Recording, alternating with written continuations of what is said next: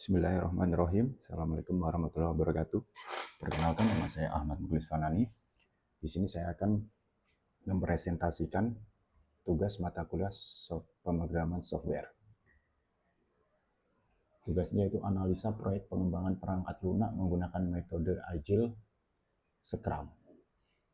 Proyek di sini yaitu sebagai studi kasus yaitu Sistem Informasi Manajemen Rumah Sakit atau disingkat dengan SIMRS. Tujuan proyek ini yaitu mengembangkan sistem informasi yang terpadu untuk pengelolaan administrasi, rekam medis, jadwal dokter, manajemen ruang, laporan keuangan rumah sakit secara real time dan terpusat.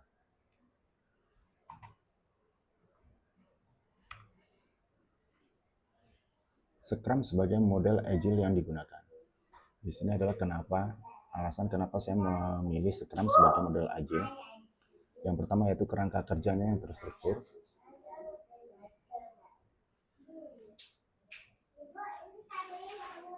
Peran product owner yaitu PO mewakili suara pengguna dan memprioritaskan backlog sesuai kebutuhan operasional. Yang ketiga yaitu kontrol proses jelas. Event Scrum seperti sprint planning, daily stand up, review, dan retrospektif memastikan visibilitas dan peningkatan yang berkelanjutan. Yang kemudian alasannya memilih Scrum yaitu milestone jelas dan kebutuhan fleksibel membuat Scrum lebih cocok dibandingkan Kanban ataupun extreme programming. Penerapan praktik Agile yakni sprint planning dan daily stand up. Sprint planning yaitu di awal sprint, tim menetapkan user story dari produk backlog ke sprint backlog dengan prioritas kebutuhan rumah sakit. Product owner bertugas mengelola backlog, estimasi effort kolaboratif, tool yang digunakan yaitu Jira untuk manajemen backlog.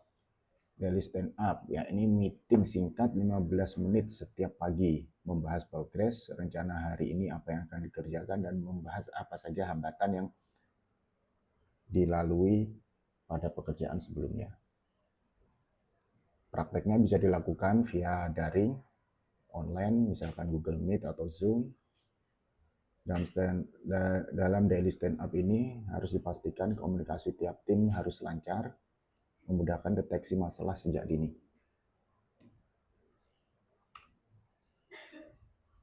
Sprint review dan retrospektif.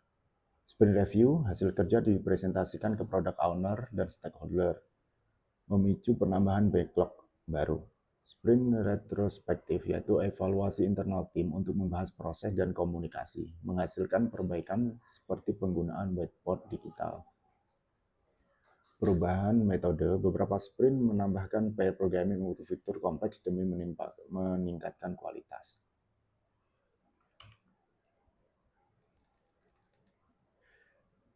User story dan estimasi. Format dari user story seperti ini ditulis sebagai dalam kurung tipe pengguna. Saya menginginkan fiturnya apa di sini agar saya bisa mendapatkan manfaatnya. Contohnya seperti ini.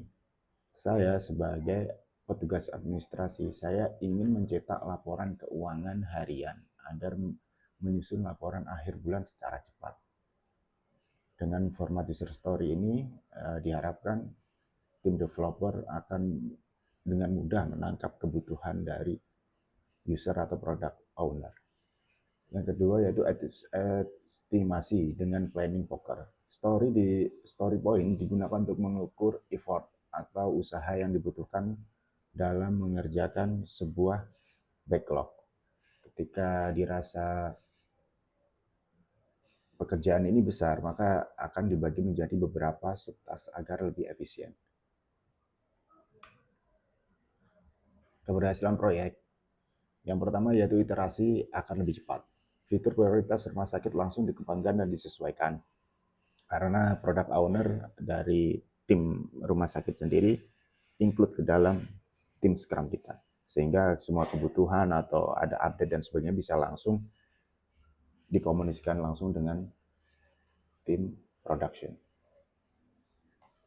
Feedback secara berkala, pengguna akhir memberikan masukan yang membuat sistem lebih sesuai dengan kebutuhan. Nah, ini tadi komunikasi dengan product owner. Product owner-nya adalah perwakilan dari user ya di rumah sakit. Jadi ada komunikasi secara langsung. Jadi bisa lebih efektif. Yang ketiga yaitu kolaborasi tim. Komunikasi yang terstruktur dan lintas fungsi meningkat signifikan.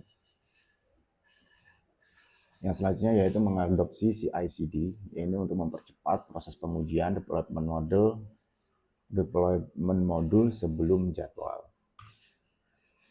Selanjutnya yaitu tantangan dan strategi dalam mengatasi hambatan. Yang pertama yaitu jadwal sprint review itu sulit. Kesibukan rumah sakit menyulitkan penjadwalan review. Nah, kesibukan rumah sakit di sini yaitu sebagai user atau product owner, karena dia juga sebagai petugas rumah sakit, kadang dia juga banyak kesibukan atau pekerjaan di rumah sakit itu sendiri, sehingga kita perlu menyesuaikan jadwal untuk sekedar review, meeting, dan sebagainya. Yang kedua yaitu user story yang besar. User story yang sangat besar ini harus dipecah menjadi epic story dan text agar manageable. Jadi dipecah menjadi sub-sub task yang lebih kecil supaya mudah untuk dikerjakan. Selanjutnya yaitu regression bug. QA atau quality assurance menemukan bug karena belum ada automasi testing. Mulai diterapkan di sprint ke-6. Selanjutnya yaitu pelatihan PO Product Owner. Workshop singkat diberikan untuk meningkatkan pemahaman Scrum PO baru. Nah, karena Product Owner ini adalah orang yang dari pihak rumah sakit, maka kita juga harus memberikan pemahaman supaya Product Owner ini memahami cara kerja Scrum dan tim, dan supaya mudah nyambung dengan tim production dan Scrum Master dan sebagainya. Selanjutnya yaitu scope script. Validasi backlog ketat sebelum sprint planning untuk mengatasi perubahan yang mendadak.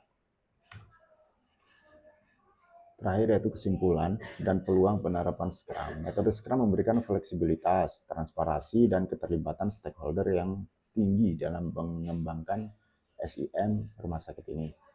Meskipun ada hambatan teknis dan manajerial, praktik Agile memungkinkan adaptasi yang cepat dan peningkatan efisiensi. Proyek ini membuktikan Scrum cocok untuk lingkungan rumah sakit dengan kebutuhan dinamis. Keberhasilan membuka peluang penerapan Scrum di institusi kesehatan lain dan menunjukkan bahwa pengembangan perangkat lunak sektor publik dapat dioptimalkan dengan metode Agile. Mungkin itu dari saya presentasi ini. Apabila ada kekurangan saya mohon maaf. Terima kasih. Assalamualaikum warahmatullahi wabarakatuh.